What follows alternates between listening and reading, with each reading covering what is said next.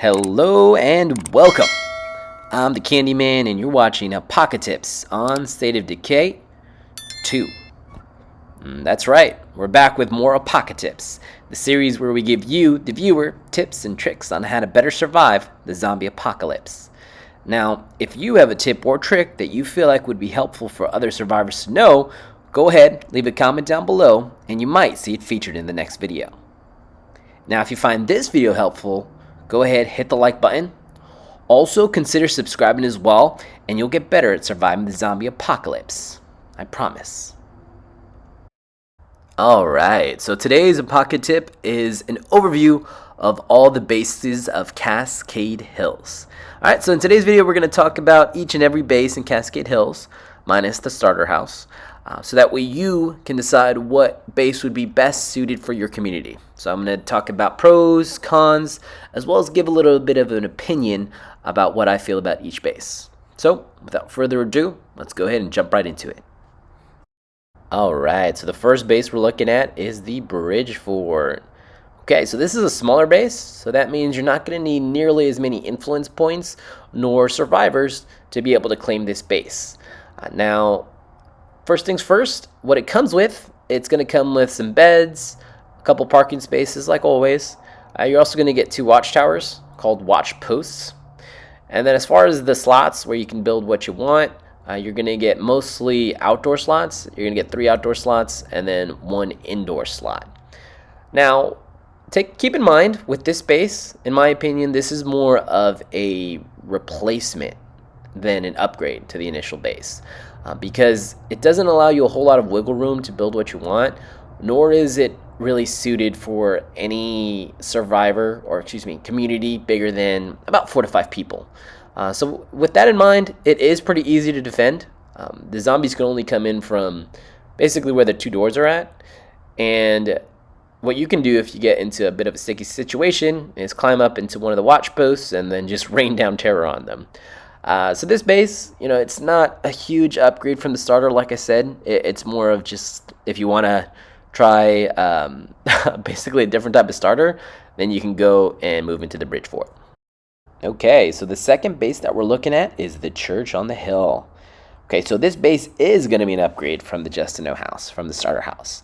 And in turn, it's going to require more influence points as well as more survivors. Okay.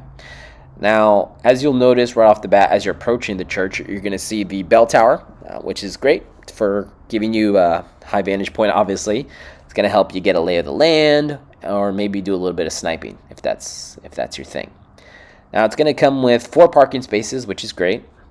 And then you're going to get 2 pews that you can clear out and build whatever you want there, which I think kind of lends to the fact that the Church on the Hill is a base that you can customize a lot. Because you also get 4 open slots. 3 of them are going to be outdoor, and then 1's going to be indoor. Now, something as well to keep in mind with this base is that you do get a morale boost. You get a passive morale boost as long as your community is here. So all in all, I think this base is pretty good. It's relatively easy to defend, and the location isn't too bad either. So all in all, good base. Next up is my favorite base of the entire game. It's the Container Fort. Now, obviously, since this is the largest base in the entire map, you're going to need more influence as well as 8 survivors to be able to claim this base. Now, the good thing about it is the existing facilities. So you're going to get a workshop that's all the way up to level 3, and then you're going to get storage level 3 as well. Now, the good thing about the storage is that it's going to eliminate both fuel and ammo waste. The parking spots, you got 3, so decent amount of parking spaces. But if you like customization, then this is the base for you, because you have up to 7 slots to do with as you please. Now, something that also comes with this base is some traits. You're going to get the ability to have 4 guards on duty without having to build a watchtower.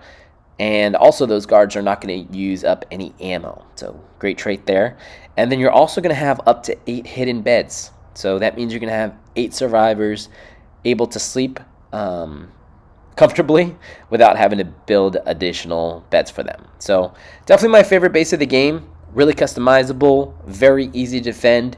I try to get to this base as quickly as possible every time I play. Okay, so the next base that we have is lock and key storage.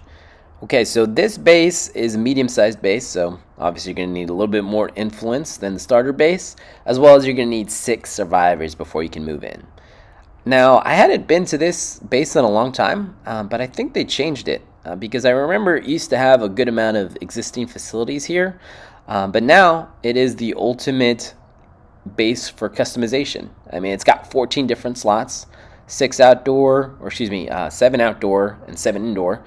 So you're gonna have a bunch of slots to do with as you please. But like I said, I thought that there used to be a lot more going on here, but maybe they changed it. I haven't played on Cascade Hills in a while. But the thing I don't love about this base is that it is kind of far out there. It's way up in the like the left and northwest corner of the map. So it's, like I said, a little bit out there, but the size of the base is great, and you do have a decent amount of parking spots as well. So it's definitely not a bad base at all.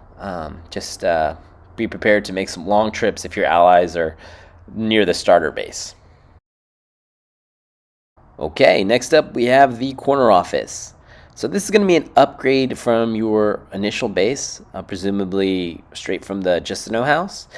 So it's going to obviously require some more influence points, as well as 5 community members.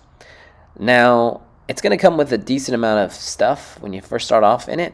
You're going to get the kitchen, you're going to also have an overlook tower, as well as beds, and a couple of parking spaces. Unfortunately, not as many as the church, but it does, like I said, come with that kitchen that the church doesn't come with. So if you value that, then you might want to choose the corner office over the church.